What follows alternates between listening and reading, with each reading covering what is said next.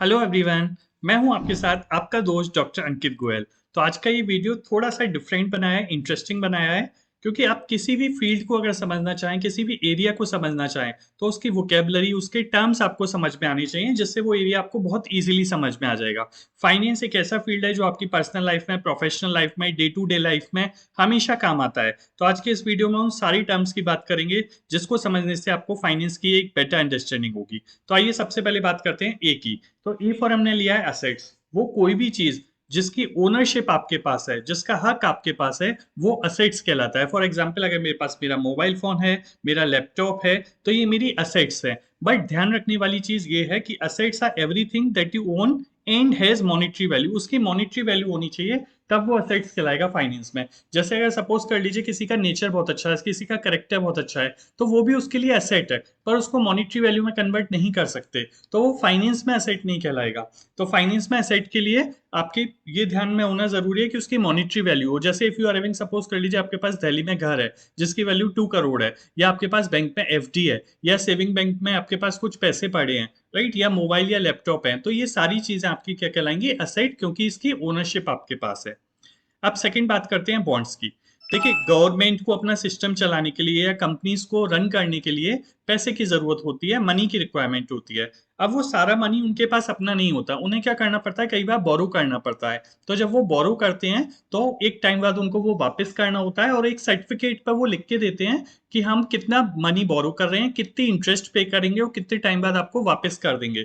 तो इसी सर्टिफिकेट को बोलते हैं बॉन्ड्स। इसको डिवेंचर के नाम से भी जाना जाता है। तो अगर हम इसको इजी लैंग्वेज में कहें तो हम कह सकते हैं, व्हेन द गवर्नमेंट और a corporation needs to raise money they might issue bonds. और उस बॉन्ड्स में क्या होगा? सारी चीजें रिटेन होंगी, और जो रिटेल इन्वेस्टर, हम लोग उसे परचेज करते हैं बॉन्ड्स को, राइट। हम पैसा देते हैं, हमको इंटरेस्ट मिलती है रेगुलर, हर साल मिल सकती है, क्वार्टरली मिल सकती है, 6 मंथ्स में मिल सकती है, और आफ्टर अ टाइम पीरियड हमको वो सारा पैसा वापस मिल जाएगा। मार्केट में बहुत तरीके के डिवेंचर इशू होते हैं, जिसके वीडियोस मैं टाइम टू टाइम बनाता हूँ, आप मेरे चैनल अंकित फाइनेंस क्लब पर देख सकते हैं। अब हम थर्ड बात करते हैं कैपिटल की। तो जब भी किसी बिजनेस को आप स्टार्ट करोगे तो उसके लिए आपको मनी की रिक्वायरमेंट होगी, तो उस मनी को हम बोलते हैं कैपिटल। तो an amount of money that you use to start a business is called capital. अब आप चाहे आप एक रेस्टोरेंट ओपन कर रहे हैं, या आप एक स्टार्टअप स्टार्ट कर रहे हैं, आप एक कंपनी स्टार्ट कर रहे हैं, तो इनिशियल जो पैसा आप लगाते हैं बिजनेस में, जिससे आप लैंड परचेज करते हैं, मशीनरी परचेज करते हैं, इनिशियल एक्सपेंसेस पे आउट करते हैं, तो वो सारा जो आपने पैसा लिया, अब वो पैसा हो सकता है आपने शेयर होल्डर से लिया हो, अपना खुद का लगाया हो, कहीं से भी लिया हो, तो दैट इज कॉल्ड कैपिटल। अब हम बात करते हैं डिविडेंड्स की। देखिए, आज के टाइम में बहुत सारे ऑप्शंस हैं जहां पे आप इन्वेस्ट कर सकते हैं। अगर आप किसी कंपनी के शेयर्स बाय करते हैं, तो आप उस कंपनी के ओनर बन जाते हैं। अब कंपनीज को जो प्रॉफिट होता है वो ओनर्स को डिस्ट्रीब्यूट किया जाता है। तो इस तरीके से आपने शेयर परचेज किया तो आप भी ओनर हैं, तो कंपनी आपको भी प्रॉफिट का एक हिस्सा देती है। उसी को हम बोलते हैं डिविडेंड। तो यहाँ पे हमने एक एग्जाम्पल लिया है कि सपोज कर लीजिए, व्हेन कंपनीज लाइक रिलायंस और टाटा या और any other company makes profit, जब उनको प्रॉफिट होता है तो they often share a portion of this profit. तो अपने पोर्शन, जो प्रॉफिट है उसका पोर्शन डिस्ट्रीब्यूट करती है सारी शेयर होल्डर्स को। तो अगर आपके पास शेयर हैं तो आपको भी वो डिविडेंड मिलेगा, और उसी को हम डिविडेंड बोल रहे हैं, उस प्रॉफिट को। आई होप क्लियर हुआ होगा आपको। नेक्स्ट वन बात करते हैं इक्विटी की। अब देखिए, कंपनीज को जब पैसे की रिक्वायरमेंट है, या किसी को भी पैसे की रिक्वायरमेंट होती है, तो उसके पास दो तरीके हैं पैसा लेने के लिए मार्केट से। या तो वो लोन ले ले, जो हमने बॉन्ड्स की बात की, या वो लोन नहीं लेता, वो अपनी कंपनी का एक हिस्सा बेच देता है, सेल कर देता है। तो कंपनी का जो भी टोटल ओनरशिप है, कंपनी के 100% को हम डिवाइड कर देते हैं छोटे छोटे पार्ट्स में, राइट। तो हर एक पार्ट क्या कहलाता है? शेयर। उसी का दूसरा नाम है इक्विटी। तो अगर आपने कंपनी के शेयर बाय किए हैं, इक्विटी बाय की है, तो वो रिप्रेजेंट करता है कि आपके पास उस कंपनी की ओनरशिप है। फॉर एग्जाम्पल, अगर मैं इन्फोसिस के शेयर बाय कर लेता हूं, तो इन्फोसिस की हिस्सेदारी, ओनरशिप मेरे पास आ जाएगी। और उससे मुझे क्या बेनिफिट होगा? अगर शेयर प्राइस बढ़ता है तो मुझे कैपिटल गेन होगा, और अदरवाइज हमने डिस्कस किया था अभी कि जो कंपनी को प्रॉफिट होगा वो भी हमको डिस्ट्रीब्यूट करेगी एज ए डिविडेंड। तो कंपनी की असेट्स और अर्निंग दोनों पे हम क्लेम कर सकते हैं। नेक्स्ट बात करते हैं फ्यूचर्स की। देखिए, एक एग्जांपल लेते हैं, इससे फ्यूचर आपको कंसेप्ट समझ में आएगा। सपोज कर लीजिए एक बेकर्स है जो आलू के चिप्स बनाता है, या आप कह लीजिए potato manufacturing, chips manufacturing company जो पटेटो यूज करती है। अब मार्केट में आज के टाइम में सपोज कर लीजिए पटेटो का रेट 20 रुपीज पर केजी है, 20 रुपए किलो आलू चल रहे हैं। पटेटो मैन्युफैक्चरिंग कंपनी को ये डर है कि ये जो आलू के रेट 20 हैं, 3 महीने में अगर फसल तैयार होगी तो ये 30 रुपीज केजी हो सकते हैं, जिससे उनको नुकसान होगा। वहीं दूसरी साइड फार्मर अपोजिट सोच रहा है, फार्मर ये सोच रहा है कि अगर डिमांड नहीं रही या फसल खराब हो गई या किसी भी वजह से आलू के रेट 20 से 10 रुपए केजी हो सकते हैं। अब दोनों को डर है, फार्मर को डर है रेट कम हो सकते हैं, और चिप्स मैन्युफैक्चरिंग कंपनी को डर है कि रेट बढ़ सकते हैं। तो दोनों आपस में कॉन्ट्रैक्ट कर लेते हैं कि 3 महीने बाद वो 100 किलो आलू 20 रुपीज के हिसाब से एक दूसरे को बाय सेल कर लेंगे, यानी फार्मर सेल कर लेगा और कंपनी बाय कर लेगी। अब इससे क्या बेनिफिट होगा, दोनों का जो रिस्क होता है ना वो मिटिगेट हो गया, कम हो गया। अगर मान लीजिए रेट बढ़ जाते हैं 20 से 30, तब भी चिप्स मैन्युफैक्चरिंग कंपनी को 20 रुपीज में मिल जाएंगे। या अगर आलू के रेट गिर जाते हैं 20 से 10, तो भी फार्मर उसको सेल कर पाएगा 20 रुपीज में। तो इससे ऑब्वियसली एक पार्टी को प्रॉफिट होगा, एक को लॉस होगा, पर दोनों एक कॉन्ट्रैक्ट कर रहे हैं। तो इसी कॉन्ट्रैक्ट को हम डेरिवेटिव्स बोलते हैं, और डेरिवेटिव्स के अंदर फ्यूचर्स बोलते हैं। तो futures are derivative financial contract, जिसमें जो पार्टीज हैं वो ऑब्लिगेट हैं, यानी उन्हें पूरा करना पड़ेगा टू बाय और सेल एन असेट। अब यहाँ पे असेट क्या है, चिप्स। कुछ और भी असेट हो सकती है at a predetermined future date, यानी अभी से हम डिसाइड कर रहे हैं कि कब एक्सचेंज करेंगे और किस प्राइस पे करेंगे। तो सिंपल लैंग्वेज में दो लोगों के बीच में कॉन्ट्रैक्ट हो गया एक असेट के लिए, जिसमें प्राइस और डेट अभी से डिसाइड कर ली गई। इसी को हम बोलते हैं फ्यूचर्स। तो इस तरीके से काफी लोग अपना रिस्क को मिटिगेट या हेज करते हैं। मैंने एक एग्जांपल और दिया हुआ है, आप वीडियो को पॉज करके देख सकते हैं। अब आइए बात करते हैं ग्रॉस प्रॉफिट की। तो देखिए, profit we all know, profit को सिंपल लैंग्वेज में कहें तो हमारी सेल्स में से अगर कॉस्ट को माइनस कर दें उसे प्रॉफिट कहते हैं। अब देखिए, ग्रॉस प्रॉफिट क्या बोलेंगे, अगर आप सेल्स में से केवल वो कॉस्ट को माइनस करेंगे जो आपकी रॉ मटेरियल से रिलेटेड है या गुड्स को बनाने से रिलेटेड है, लेबर से रिलेटेड है, यानी जो डायरेक्ट कॉस्ट है उसको जब आप माइनस करेंगे तो वो ग्रॉस प्रॉफिट कहलाएगा। इसके अलावा और भी बिजनेसेस में बहुत सारे एक्सपेंसेस होते हैं, मार्केटिंग के, सेलिंग के, एडमिनिस्ट्रेटिंग के। जब हम उनको भी माइनस कर देते हैं, डिडक्ट कर देते हैं, तो वो नेट प्रॉफिट कहलाता है। तो gross profit of a company makes after deducting the cost directly associated with making and selling it's product. तो जैसे सिल्क साड़ी मैन्युफैक्चरिंग कंपनी है, अगर उसका जो भी रेवेन्यू हुआ है उसमें से वो अपनी जो साड़ी मैन्युफैक्चरिंग के लिए रॉ मटेरियल यूज होता है उसे माइनस कर दे, लेबर के खर्चे माइनस कर दे, और मैन्युफैक्चरिंग के डे टू डे खर्चे माइनस कर दे, तो जो भी प्रॉफिट होगा that is called gross profit. Next बात करते हैं हेजिंग की। देखिए, आपको याद होगा अभी मैंने एक फ्यूचर कंसेप्ट बताया था। तो फ्यूचर के थ्रू हम क्या कर रहे थे, जो रिस्क था उसको मैनेज कर रहे थे, कम कर रहे थे। तो जब हम किसी भी टेक्निक को, ऐसी और भी टेक्निक्स हैं, जब हम इन टेक्निक्स को अडॉप्ट करके रिस्क को रिड्यूस करते हैं तो इसको बोलते हैं हेजिंग। तो अगर आपसे कोई पूछे हेजिंग क्या है, तो आप कह सकते हैं hedging is a risk management strategy used to offset the potential losses. जो फ्यूचर में लॉसेस होने वाले हैं उनको आप कम करने के लिए, खत्म करने के लिए, ऑफसेट करने के लिए आप एक एग्रीमेंट करते हैं, राइट। तो इसी स्ट्रेटेजी को बोलते हैं हेजिंग। जैसे आईटी कंपनीज हैं वो यूएस डॉलर में डील करती हैं। अब सपोज कर लीजिए रुपी अप्रिशिएट हो जाता है तो उनको लॉस होगा, राइट। तो वो अभी से एक एक्सचेंज रेट को फिक्स कर सकती हैं दूसरी कंपनी के साथ या फॉरेन एक्सचेंज के साथ, जिससे वो अपने रिस्क को कम कर सकती हैं। नेक्स्ट हम बात करते हैं इंटरेस्ट की। तो इंटरेस्ट आई थिंक आप में से ही ऐसा कोई होगा जिसने सुना नहीं हो, शायद ही कोई ऐसा होगा। तो जब भी हम मनी बोरो करते हैं या सेव करते हैं तो हमें जो एक्स्ट्रा देना पड़ता है या एक्स्ट्रा मिलता है उसी को क्या बोलते हैं, इंटरेस्ट। तो अगर आपने सपोज कर लीजिए एचडीएफसी बैंक से लोन लिया 1 लाख रुपीज का, और बैंक ने कहा आपको 9% इंटरेस्ट देना है, तो आपको वो पैसा एक्स्ट्रा देना पड़ेगा बैंक को। वहीं अगर आप एफडी कराते हैं या सेविंग बैंक में डिपॉजिट करते हैं एचडीएफसी के अकाउंट में, तो बैंक आपको इंटरेस्ट देगी, यानी अब बैंक ने आपसे बोरो किया। तो interest is the cost of borrowing money. Next हम बात करते हैं joint stock company, J for joint stock company. देखिए, दो तरह की कंपनी होती है, एक होती है पब्लिक कंपनी, एक होती है प्राइवेट कंपनी। तो प्राइवेट कंपनी क्या होती है, प्राइवेट कंपनी में लिमिटेड लोग होते हैं, उन्हीं के पास शेयर्स होते हैं, पब्लिक को इशू नहीं कर सकते। दूसरी होती है पब्लिक कंपनी, इसको हम जॉइंट स्टॉक कंपनी भी बोल सकते हैं। तो joint stock company is a business entity where different stock can be bought by shareholders. यानी अगर इन्फोसिस की बात करें, रिलायंस की बात करें, टाटा की बात करें, ये सारी जॉइंट स्टॉक कंपनी है, क्योंकि इनके शेयर होल्डर्स के थ्रू खरीदे जा सकते हैं। ठीक है, तो हमने टीसीएस आईटीएस का यहाँ एग्जाम्पल लिया है, इन्हीं को हम बोलेंगे जॉइंट स्टॉक कंपनी। और ये क्या करती हैं, ये कैपिटल रेस करती हैं अपनी शेयर इशू करके, यानी अपनी ओनरशिप वो मार्केट में सेल कर देती हैं फॉर एग्जाम्पल अगर एक कंपनी है उसने 25% ओनरशिप सेल कर दी, तो उसको सेल करके वो पैसा ले लेगी, ठीक है। और प्रमोटर्स हैं, ओनर्स हैं मेन, उनके पास 75% प्रपोर्शन रहेगा, 25% मार्केट के पास रहेगा। तो हम आप retail investor, mutual fund companies, LIC, बहुत सारे फाइनेंशियल इंस्टीट्यूशन, FII, DII, ये सब इन्वेस्ट करते हैं कंपनी के शेयर में। तो जिन कंपनीज के शेयर में इन्वेस्ट कर रहे हैं उनको कंपनी ना बोल के फुल नेम क्या है, जॉइंट स्टॉक कंपनी।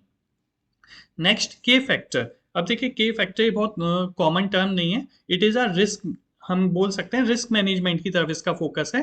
तो in risk management for financial institution, a K factor refers to the risk based capital requirement. देखिए आज के टाइम में ना बिजनेसेस में बहुत रिस्क है, तो उस रिस्क को मेंटेन करने के लिए एक्स्ट्रा कैपिटल जो रिक्वायरमेंट रखी जाती है उसी को के फैक्टर बोलते हैं। अगर आप इसको रीड करेंगे, uh K factor refers to the risk based capital requirement that measures the amount of capital a firm needs to hold as a buffer against specific risk। तो अगर मार्केट रिस्क है, operational risk है, credit risk है, ये business to business differ होते हैं। इनके लिए जो आप बफर एक्स्ट्रा कैपिटल रिक्वायरमेंट को मेंटेन कर रहे हैं रिस्क को मैनेज करने के लिए, उसी को हम क्या बोलते हैं, के फैक्टर। नेक्स्ट हम बात करते हैं लाइबिलिटी। आपको ध्यान होगा सबसे पहले ए फॉर हमने एसेट सीखा था।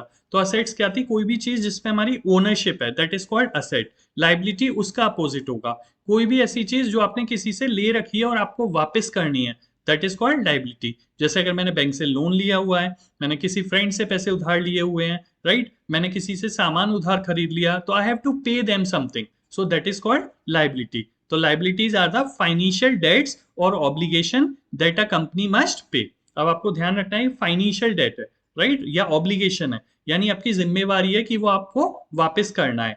तो if a Mumbai based restaurant borrows money from a bank, अगर HDFC बैंक से उन्होंने रिनोवेशन के लिए 10 लाख रुपए लिए हैं, तो 10 लाख का उनका जो लोन है वो लोन क्या कहलाएगा, लाइबिलिटी। नेक्स्ट हम बात करते हैं मार्केट कैपिटलाइजेशन की। देखिए हर कंपनी की ना एक वैल्यू होती है, और वो वैल्यू कैसे डिसाइड होती है उस कंपनी का एक शेयर कितने का है और उसके कितने शेयर मार्केट में इश्यू हैं। फॉर एग्जाम्पल, बहुत सिंपल सा एग्जाम्पल लेते हैं। अगर मैं ये कहता हूँ टाटा मोटर्स का एक शेयर 400 रुपीज का है और कंपनी के 10 शेयर मार्केट में है, तो 400 इंटू 10, कंपनी की मार्केट कैपिटलाइजेशन क्या हो गई, 4000। तो मार्केट कैपिटलाइजेशन, जिसको एम कैप या एम के नाम से भी रिप्रेजेंट करते हैं, वो बताता है total value of a publicly traded company, यानी जिनके शेयर्स मार्केट में उस कंपनी के टोटल वैल्यू क्या है। और वैल्यू कैसे निकली थी, दो चीजों को मल्टीप्लाई किया था हमने, वन, कितने शेयर मार्केट में इशू है, और पर शेयर का प्राइस क्या है। तो आप देख सकते हैं किसी भी कंपनी की मार्केट कैपिटलाइजेशन, और उससे क्या पता लगता है कौन सी कंपनी लार्ज कैप है, कौन सी कंपनी मिड कैप है, कौन सी कंपनी स्मॉल कैप है। तो म्यूचुअल फंड्स के या शेयर में अगर आप इन्वेस्ट करते हैं तो आपको लार्ज कैप, मिड कैप और स्मॉल कैप की नॉलेज होनी चाहिए। इसके वीडियो भी हमारे चैनल अंकित फाइनेंस क्लब पे अवेलेबल है, आप देख सकते हैं, एक्सप्लोर कर सकते हैं। अब नेक्स्ट बात करते हैं नेट इनकम। आपको याद होगा हमने ग्रॉस प्रॉफिट की बात की थी, राइट। अब नेट इनकम की बात कर रहे हैं, ये रिलेटेड है एक दूसरे से। तो net income is a companies total earning after subtracting all the expenses. तो जो कंपनी का रेवेन्यू है उसमें से जब हम केवल मैन्युफैक्चरिंग और लेबर वाले एक्सपेंसेस माइनस कर रहे थे, तो वो ग्रॉस प्रॉफिट कहलाया था। उस ग्रॉस प्रॉफिट में से जब हम salary, rent, other taxes, dividend, सारी चीजें हम माइनस कर देंगे, तो वो हमारा क्या कहलाएगा, नेट इनकम। तो कंपनीज की नेट इनकम कंपनी का फाइनल प्रॉफिट होता है। तो अगर 10 करोड़ रुपीज है और जिसमें 6 करोड़ की आपने सैलरी, रेंट, यूटिलिटी टैक्स, सारे एक्सपेंसेस माइनस कर दिए, तो फाइनल आपकी इनकम कितनी हो गई, 4 करोड़। नेक्स्ट हम बात करते हैं ऑप्शंस की। अब ऑप्शंस को समझने के लिए आपको ध्यान होगा, हमने कंसेप्ट डिस्कस किया था फ्यूचर, कि दो पार्टीज आपस में कॉन्ट्रैक्ट करती हैं कि फ्यूचर में वो एक दूसरे से एक्सचेंज कर लेंगी। आपको याद होगा मैंने इस वीडियो में एग्जांपल दिया था चिप्स मैन्युफैक्चरिंग कंपनी और फार्मर का। तो फ्यूचर की तरह ही ऑप्शन है, डिफरेंस क्या होता है कि ऑप्शन में आपके पास अधिकार होता है, राइट होता है कि आप उस कॉन्ट्रैक्ट को पूरा करें या पूरा नहीं करें। तो एक डेरिवेटिव का कॉन्ट्रैक्ट ही है जो जिसमें जो बायर होता है उसके पास ऑब्लिगेशन नहीं होती। अब वो, उसकी जिम्मेवारी नहीं है कि वो पूरा करे, उसकी मर्जी है, यानी उसके पास राइट है। तो अगर आपको डेरिवेटिव्स प्रॉपर समझने हैं क्या होते हैं, फ्यूचर, ऑप्शन, फॉरवर्ड, स्वैप, तो इसके लिए हमारी चैनल अंकित फाइनेंस क्लब पे डेरिवेटिव्स की एक प्लेलिस्ट है, उसको आप देख सकते हैं, आपको समझ में आएगा। काफी लोग इसके थ्रू पैसा कमाते हैं। अब हम नेक्स्ट बात करते हैं पोर्टफोलियो। अगर मैं आपसे पूछूं, आप जब भी मनी इन्वेस्ट करते हैं, क्या सारा पैसा आप एक असेट में इन्वेस्ट करते हैं? नहीं, आप कुछ पैसा सेविंग में रखते हैं, कुछ का आप घर खरीद लेते हैं, कुछ की आप कार खरीद लेते हैं, कुछ आप एफडी में कराते हैं, कुछ के शेयर्स बाय कर लेते हैं, कुछ कैश आप रखते हैं। तो ये जो पूरा कॉम्बिनेशन है, अगर मैं आपसे पूछूं टोटल आपकी कितनी वेल्थ है, उस पूरे कॉम्बिनेशन को मुझे दिखाओ, तो वो कॉम्बिनेशन, वो कलेक्शन ही क्या कहलाता है? पोर्टफोलियो। तो portfolio is a collection of financial investment. जो भी आपने फाइनेंशियल इन्वेस्टमेंट किए हैं, जो भी हमने एग्जाम्पल लिए, उन कलेक्शन को हम क्या बोलेंगे? पोर्टफोलियो। तो एक एग्जाम्पल लिया है कि an investor in Delhi may have a portfolio, जिसमें क्या इंक्लूड हो सकता है? टाटा मोटर्स के शेयर हो सकते हैं, रिलायंस के शेयर हो सकते हैं, गवर्नमेंट बॉन्ड्स हो सकते हैं, गोल्ड हो सकता है, म्यूचुअल फंड हो सकता है। तो जब सारी फाइनेंशियल इन्वेस्टमेंट है, उनको हम कंबाइंड कर देंगे तो उसको हम बोलेंगे पोर्टफोलियो। नेक्स्ट हम बात करते हैं क्विक रेशियो। देखिए, कंपनी जब भी लोन लेती है ना, तो हम ये देखते हैं कि कंपनीज की कितनी हैसियत है इन टर्म्स की वो अपना लोन शॉर्ट टर्म में या लॉन्ग टर्म में पे कर पाएंगे या नहीं कर पाएंगे। तो उसके लिए ना हम कुछ टूल्स यूज करते हैं। तो अगर हमें कंपनी को ये देखना है कि कंपनी ने जितना भी शॉर्ट टर्म के लिए लोन लिया है, वो सारे लोग पैसे वापस मांगने आ जाएं, तो क्या कंपनी के पास इतनी एसेट है कि वो सारा शॉर्ट टर्म में पेमेंट कर पाएंगी? तो इसी को यूज करने के लिए हम एक टूल यूज करते हैं, इसी को चेक करने के लिए, क्विक रेशियो। तो क्विक रेशियो ये बताता है कंपनी की एबिलिटी कितनी है कि शॉर्ट टर्म में अपनी लाइबिलिटीज को पे कर पाएगा या नहीं। फॉर एग्जाम्पल, अगर इसका रेशियो है 2:1, यानी हर 1 रुपए की लाइबिलिटी के लिए कंपनी के पास 2 रुपए की असेट्स है। तो हमेशा जितनी ज्यादा असेट्स होंगी कंपेरिजन में, उतना बेटर रहेगा। अब हम बात करते हैं आर से, R for return on investment. तो हम सभी कहीं ना कहीं हमेशा ये चेक करते हैं कि जो भी हम इन्वेस्ट कर रहे हैं उस पर हमें रिटर्न कितना मिल रहा है। ठीक है, तो आप देखिए, अगर एक इन्वेस्टर है जिसने 10,000 रुपए के अगर शेयर परचेज किए और 15,000 के सेल किए, तो उसका रिटर्न कितना है इन्वेस्टमेंट पे? 5,000 का प्रॉफिट हुआ 10,000 पे, यानी 50%। तो रिटर्न ऑन इन्वेस्टमेंट क्या मेजर करता है? द गेन और loss made on an investment relative to amount of money invested. यानी जितना अमाउंट आपने इन्वेस्ट किया, उसके कंपैरिजन में आपको कितना प्रॉफिट या कितना लॉस हुआ, that is called return on investment. Her company आज के टाइम में ये चेक करती है कि उसका मनी, जो भी कैपिटल उसने स्टार्टिंग में लगाई, उस पर उसको कितनी रिटर्न ऑन इन्वेस्टमेंट आ रही है, जिससे कंपनी के परफॉर्मेंस का पता लगता है। अब हम नेक्स्ट बात करते हैं स्टॉक्स की। तो जो इक्विटी था ना, E for equity, same as for stocks है, यानी ये सिनोनिम ही है। तो जैसे इक्विटी को क्या शो करती थी? ओनरशिप। उसी तरीके से स्टॉक आपको ओनरशिप रिप्रेजेंट करते हैं कंपनी में। तो जब आप किसी कंपनी के, जैसे महिंद्रा के, टाटा के, रिलायंस के, वेदांता के, किसी के भी शेयर बाय करते हैं, राइट, स्टॉक बाय करते हैं, तो आप उसके ओनर बन जाते हैं उस प्रपोर्शन के।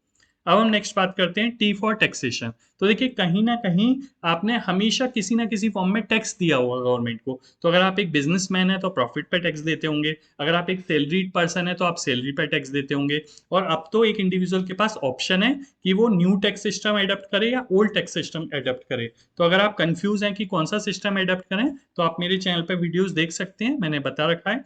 फिलहाल टी फॉर टैक्सेशन का क्या मतलब होता है? एक अमाउंट जो गवर्नमेंट आपसे ले लेती है। ठीक है, तो ये इंपॉर्टेंट क्यों है? अगर सपोज कर लीजिए मैं बैंक में एफडी पे कुछ पैसा अर्न कर रहा हूँ इंटरेस्ट का, मुझे टैक्स देना है। शेयर में मैंने प्रॉफिट अर्न किया, मुझे टैक्स देना है। मैंने सैलरी अर्न की तो मुझे टैक्स देना है। तो आपको पता होना चाहिए टैक्सेशन होता क्या है और किस परसेंटेज पे आपको गवर्नमेंट को टैक्स देने होते हैं। सारे इंस्ट्रूमेंट पे अलग अलग तरीके से टैक्स रेट हैं, जिसमें आपको गवर्नमेंट को कुछ परसेंट टैक्स पे करना पड़ता है। अब नेक्स्ट बात करते हैं यू फॉर अनसिक्योर्ड डेट। देखिए, जब भी कंपनीज, कोई भी कंपनी या गवर्नमेंट पब्लिक से लोन लेती है, तो वो दो तरीके के बॉन्ड्स या डिवेंचर इशू कर सकती है। एक होते हैं सिक्योर्ड और एक होते हैं अनसिक्योर्ड। जैसे आज के टाइम में अगर हम बात करें, गोल्ड लोन कंपनीज हैं, या मुथूट फाइनेंस कंपनी है, कोसामट्टम है, बहुत सारी कंपनीज हैं जो पब्लिक से लोन लेती हैं, तो वो डिवेंचर इशू करती हैं। तो जब वो डिवेंचर डेट इशू कर रही हैं तो आपको ये चेक करना चाहिए वो सिक्योर्ड है या अनसिक्योर्ड है। सिक्योर्ड के केस में क्या होता है? वहां लिख रहा होता है कि अगर कंपनी ने डिफॉल्ट किया तो कंपनी की एसेट सेल करके आपका पैसा आपको वापस कर दिया जाएगा। पर अनसिक्योर्ड में ऐसा नहीं होता। फिर भी पब्लिक अनसिक्योर्ड में भी इन्वेस्ट करती है, क्योंकि सारी कंपनी डूबती नहीं है, वाइंड ऑफ नहीं होती, और कंपनीज इस पर ज्यादा इंटरेस्ट रेट देती हैं, तो लोगों को इसमें बेनिफिट भी होता है। We for volatility. वॉलेटिलिटी का मतलब होता है कि आप रिस्क, यानी आपको जो रिटर्न मिलने वाली है उसमें फ्लक्चुएशन हो सकता है, वो जरूरी नहीं है। फॉर एग्जाम्पल, आज के टाइम में मैं कहूँ मैं शेयर बाय करता हूँ तो मुझे कितनी रिटर्न मिलेगी? हो सकता है 100% मिल जाए, हो सकता है 50%, 10%, हो सकता है मेरा लॉस हो जाए। तो इसी को हम क्या बोलते हैं? वॉलेटिलिटी। तो ये क्या है? Often denoted as V. जैसे इंडिया में अगर आपको देखना है तो इसका इंडेक्स है विक्स, वोलेटिलिटी इंडेक्स। तो ये रेफर करता है degree of variation of fluctuation, यानी आपकी जो रिटर्न है उसमें वेरिएशन और फ्लक्चुएशन आ सकता है। ठीक है, फाइनेंशियल इंस्ट्रूमेंट में भी और रिटर्न में भी। तो इसी को हम क्या बोलेंगे, वोलेटिलिटी। तो it is a measure of the market expectation of potential price movements, यानी कितना मूवमेंट हो सकता है। वोलेटिलिटी बहुत ज्यादा है तो यानी वेरिएशन बहुत ज्यादा हो सकता है प्लस माइनस में। ठीक है, तो इसको हम बीटा से भी मेजर करते हैं, आप चेक कर सकते हैं letter. Next W, W for working capital. तो देखिए डब्ल्यू बहुत इंटरेस्टिंग है। कंपनीज को दो तरीके के लिए पैसे की जरूरत पड़ती है, एक शॉर्ट टर्म के लिए, एक लॉन्ग टर्म के लिए। तो अगर मशीन बाय करते हैं, लैंड बाय करते हैं, असेट्स बाय करते हैं, तो उसके लिए लॉन्ग टर्म के लिए पैसे की जरूरत है। तो कंपनी कैसे लेती है, शेयर्स इश्यू करके या डिवेंचर या बॉन्ड्स इश्यू करके, जो हम ऑलरेडी डिस्कस कर चुके हैं। पर कंपनीज को जब शॉर्ट टर्म के लिए पैसे की जरूरत पड़ती है, तो वो क्यों जरूरत पड़ती है, day to day expenses meet out करने के लिए, इन्वेंट्री मेंटेन करने के लिए, रॉ मटेरियल परचेज करने के लिए, सैलरी रेंट पे करने के लिए। तो इन सब के लिए कंपनीज क्या करती है, शॉर्ट टर्म के लिए पैसा लेती है। इसी को बोलते हैं वर्किंग कैपिटल। तो working capital is a measure of companies operational liquidity, यानी डे टू डे की जो लिक्विडिटी है और शॉर्ट टर्म फाइनेंशियल हेल्थ है, उसको हम बोलते हैं वर्किंग कैपिटल। राइट, तो इसका डिफरेंस कैसे पता लगता है वर्किंग कैपिटल क्या होता है, तो उसका फॉर्मूला है, जितनी भी करंट एसेट्स हैं उसमें से करंट लाइबिलिटीज को माइनस कर दीजिए। Next x for x factor. अब देखिए एक्स के नाम से बहुत सारी चीजें मुझे मिली, पर मुझे ये एक्स फैक्टर बहुत इंटरेस्टिंग लगा आपसे डिस्कस करने के लिए। Although not a specific financial term, this phrase X factor is sometimes use informally, और रेफर क्या करता है, refer to an unknown on unpredictable variable that could have a significant impact on the financial situation और investment. जैसे आज के time में अगर हम टेक्नोलॉजी की बात करें, तो नई टेक्नोलॉजी आने से आपके बिजनेस पर बहुत बड़ा इम्पैक्ट पड़ सकता है, पर आपको नहीं पता वो नई टेक्नोलॉजी क्या आ जाए और कब आ जाए। तो वही आपके लिए क्या है, एक्स फैक्टर। तो हम कहते हैं ना एक्स फैक्टर है इसमें, तो वो अनप्रिडिक्टेबल, अनसर्टेनिटी को हम डिफाइन करते हैं। नेक्स्ट हम बात करते हैं Y T D, Y for year to date. देखिए जब हम रिटर्न की बात करते हैं, तो एक तो होता है मैं एक साल की रिटर्न देखूं, 365 डेज की देखूं, 2 ईयर्स 3 ईयर्स की देखूं। एक होता है जब हमारा एकेडमिक, आप एकेडमिक नहीं मैं कैलेंडर ईयर बोलूंगा, जब हमारा कैलेंडर ईयर स्टार्ट होता है तब से आज तक की, आज कोई भी डेट हो, कितनी रिटर्न आती है, तो उसे बोलते हैं ईयर टू डेट। जैसे आप गूगल पे किसी शेयर का प्राइस सर्च करेंगे, तो एक होगा 1 मंथ, 2 मंथ, 3 मंथ, एक होगा Y2D। Y2D का मतलब होता है कि साल में शुरू हुआ है तब से अब तक की कितनी रिटर्न है। तो it refers to the period starting from the beginning of the current calendar year up to the present date. तो आप आज तक की चेक कर रहे हैं तो आज तक की बताएगा, आप 10 दिन बाद चेक करेंगे तो YTD साल के शुरू होने से उस 10 दिन के बाद तक की आपको रिटर्न बताएगा। तो it is often use to track the performance और रिटर्न ऑफ एन इन्वेस्टमेंट। तो उस साल में, साल के शुरू होने से अभी तक कितना रिटर्न मिला, ये आपको YTD बताता है। और नेक्स्ट हम बात करते हैं Z, Z for zero coupon bonds. तो वो कूपन बॉन्ड जो कंपनी इशू करती है, एक तरीके से लोन ही ले रही है बॉन्ड्स के थ्रू, बट उस पर इंटरेस्ट पे नहीं करती। फिर लोग क्यों बाय करेंगे इसे, वो उन्हें डिस्काउंट पे सेल करती है। जैसे 100 रुपीज का डिवेंचर एक साल के लिए भी 92 रुपीज में आपको सेल करेगी। जब मेच्योरिटी होगी एक साल बाद, तो आपको 100 रुपीज वापस किए जाएंगे। तो 8 रुपीज का जो डिफरेंस है वो आपका क्या है, प्रॉफिट। राइट, अब ये मैंने आपको कोशिश की कि फाइनेंस के बेसिक बेसिक टर्म सारे आपको बता दूं A to Z, बट ए से असेट के अलावा भी अमोर्टाइजेशन हो सकता है, बहुत सारे टर्म हो सकते हैं। बी फॉर बीटा भी हो सकता है बॉन्ड्स के अलावा। इस तरीके से अलग अलग टर्म्स और भी हो सकते हैं। तो अगर आपको कुछ इंटरेस्टिंग टर्म्स पता है जो मैंने नहीं डिस्कस किए हैं, तो आप कमेंट बॉक्स में लिख सकते हैं। और अगर आपको और टर्म्स की भी नॉलेज चाहिए तो आप मेरी वीडियो में कमेंट कर सकते हैं। वीडियो अच्छा लगा हो तो लाइक कर सकते हैं, सब्सक्राइब कर सकते हैं हमारे चैनल अंकित फाइनेंस क्लब को, और ये वीडियो ज्यादा से ज्यादा लोगों के साथ शेयर कर सकते हैं जिससे उन्हें भी इन सब की नॉलेज हो। Thank you.